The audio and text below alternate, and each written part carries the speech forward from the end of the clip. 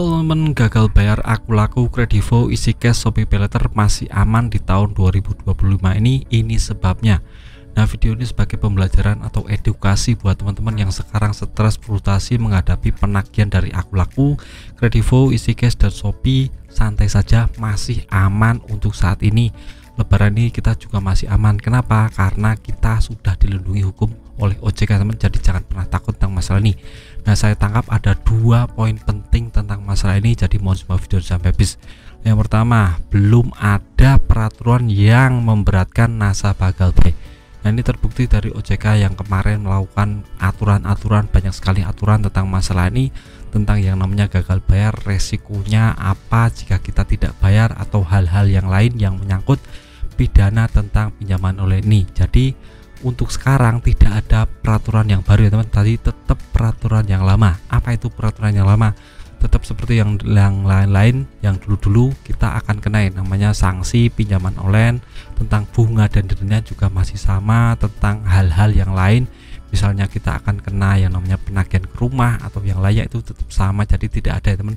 Jadi kita tetap tenang saja, tidak perlu takut. Untuk masalah bunga dan dendanya itu memang resikonya dari kita, karena kita ya tidak bayar tagihan, jadi pasti terkena bunga dan dendanya. Nah, untuk developer itu juga tergantung dari yang namanya aplikasinya. Aplikasi itu tidak serta-merta semuanya menagih ke rumah ya teman. Itu developernya juga milih-milih orang yang akan ditagih, milih-milih tempatnya di mana, milih-milih nominalnya, besarnya pinjamannya berapa. Jadi tidak semua orang ditagih, cuma orang-orang yang punya pinjaman lebih dari 10 juta rupiah dan domisilinya di perkotaan yang akan jadi prioritas penagihan pinjaman online. Jadi teman-teman lihat sendiri pinjaman online ada berapa, teman-teman nominalnya berapa, teman-teman tinggalnya di mana, dan itu bisa menjadi acuan apakah ditagih atau tidak. Jadi tetap santai saja, banyak temannya. Kalau umpamanya tagihan saya kecil, saya di pelosok tapi tetap ditagih developer, tetap santai saja, tetap tenang saja, karena itu cuma masalah penagihan. Developer datang ya cuma menagih, mengingatkan kita untuk membayar tagihan, sebatas itu saja wewenangnya, tidak sampai hal-hal yang lain. Jadi jangan pernah takut, kalau punya uang ya bayar, kalau nggak punya uang ya bicara apa adanya. Saya sedang kesulitan finansial, saya tidak punya uang sepeser pun untuk membayar, jadi jangan mengintimidasi saya. Dan yang paling penting, OJK sebagai lembaga yang mengatur keuangan juga telah melindungi kita.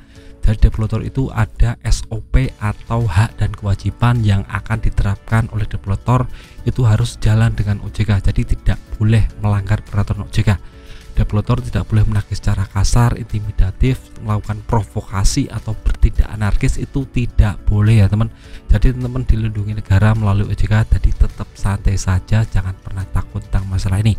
Nah, jika teman-teman tidak kuat mentalnya atau malah down, teman-teman bisa simak video saya yang lain tentang masalah penguatan mental ini, karena banyak sekali yang sudah terbantu tentang masalah ini. Nah, kalau perlu teman-teman ya untuk sementara waktu ganti rumah atau pindah ke kos-kosan agar aman dari penagihan pinjaman online, agar aman ke depannya dan mentalnya lebih kuat lagi.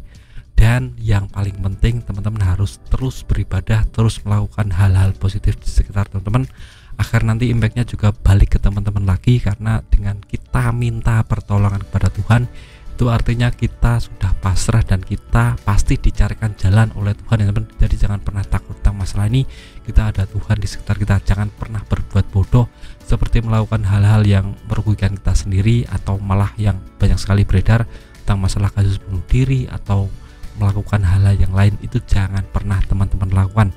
Tetap fokus pada kerjaan, tetap cari income yang lain, tetap cari yang namanya lubang-lubang pendapatan yang bisa menjadikan teman-teman lebih income-nya lebih banyak per bulan, dan nanti ujung-ujungnya bisa untuk melunasi semua tagihan teman-teman. Jadi sekali lagi, kuatkan mental, kuatkan psikis, kuatkan mindset teman-teman, harus jaga, jangan pernah lemah.